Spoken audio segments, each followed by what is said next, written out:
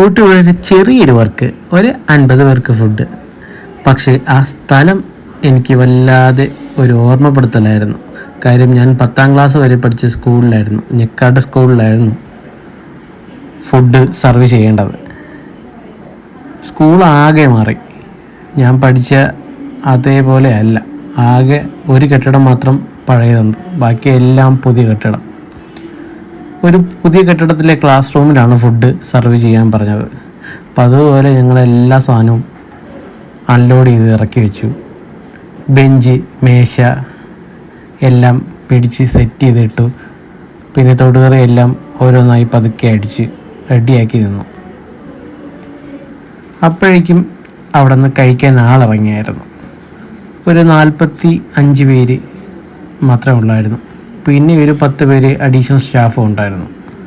ഒരു 48ഓളം സീറ്റ് ഉണ്ടായിരുന്നു. വളരെ എളുപ്പമായിരുന്നു ഈ വർക്ക്. അധിക ബുദ്ധിമുട്ടൊന്നും ഇല്ലായിരുന്നു. പെട്ടെന്ന് വിളമ്പി തീർന്നു. ഫസ്റ്റ് പന്തി കഴിഞ്ഞ ഒന്നും തന്നെ ഒരു 10 പേർ കൂടി ഇല ഇട്ടു. അതിൽ ബാക്കി വന്നവർക്കും കൊടുത്തു.